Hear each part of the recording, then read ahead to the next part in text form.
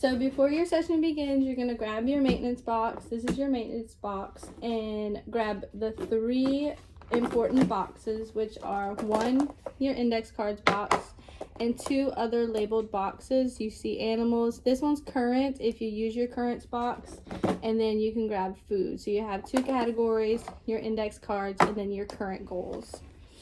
I am going to set my table up how I prefer. Just grabbing out all the cards so I can run maintenance on all the cards my client knows. And they're easily accessible. So before we start running the DTT, I'm going to present my client with 3 choices. So we'll do an assessment on what they want to work for. Okay, what are you working for? Awesome. So our client chose this toy. So we're going to put that to the side. So whenever you are done running DTT, you can give that immediately to your client. We're going to prime the client before you start running DTT. If you use a timer, give them a 10-second prime. Okay, in 10 seconds, we're going to start working. They'll come sit at the table. They already know what they're working for. And then we'll start presenting our trials. When we present trials, we want to vary the operants. So we can start by presenting a rec ID. Show me pillow. Good job. And give them that reinforcement between each time. Present next, attack. What's this? Hot dog. Good job. Now we can do an interverbal. What's your name? Larissa. Awesome job. And then your very last one you're going to run before giving the reinforcer is going to be an acquisition goal. So you can look on your data sheet, and one of her acquisition goals is to respond to what says growl. A bear. Good job. Awesome work. Here's your toy. Give them their reinforcer. Reset your timer for however long the client has their reinforcer for, and then you will track your data on your data sheet, track any behaviors the client has. In between, if you have more time, you can engage with your client while they have their reinforcer, and then start the process again. Ask them for the reinforcement back, do a reinforcer assessment, what they're going to work for, and then present your DTT again.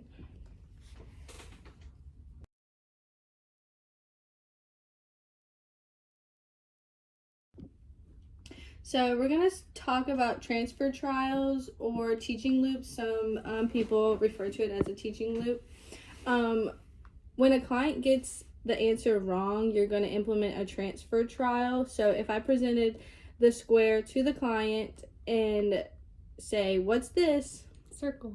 The client said circle, so the answer is wrong. We're going to immediately represent the same SD. What's this? Circle. Circle. So they got it wrong again. So we're going to go into the least to most prompting. Start with your least prompt, where you give them a little bit of the answer, such as it's a school.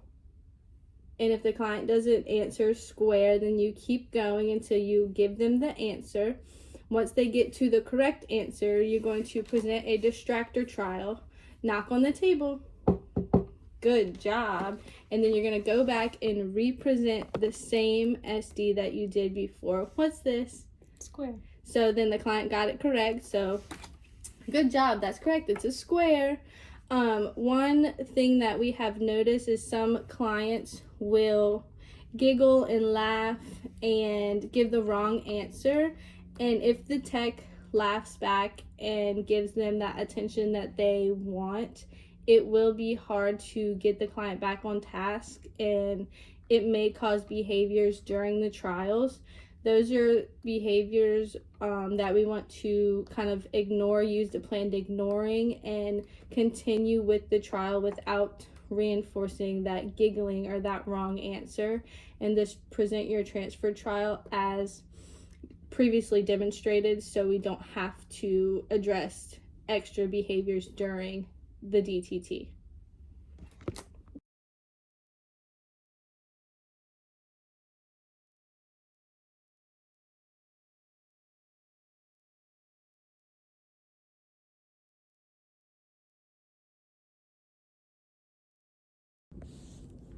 So a few things to keep in mind when you're running Rec ID targets. Firstly, you want to use other cards that have not been mastered, so they're not just picking the one thing that they don't know. You also want to vary what you use. So if the first time you presented this target you did a toaster oven and a cutting board, you want to next time use a stovetop and a can opener. And when you're done with these, just put them underneath the pile of cards you already used. The exception to this is if you need similar objects. So if you're running a knife target, you want to use a fork and a spoon. That way you know that they can differentiate, but you want to add in other unknown cards as well. So you could have a spoon, knife, fork, mop, sponge, and trash bag. This is a review of what the individual card boxes should be organized like. So on top, we have all of our cards that have been mastered Rec ID and Tact. You can run these in maintenance for either Rec ID or Tact. Next, we have only Tact. So you would only run this in maintenance as a Tact. And then we have only Rec ID. So you would only run these in maintenance as a Rec ID. Lastly, we have the cards that have not been worked on or have not been mastered.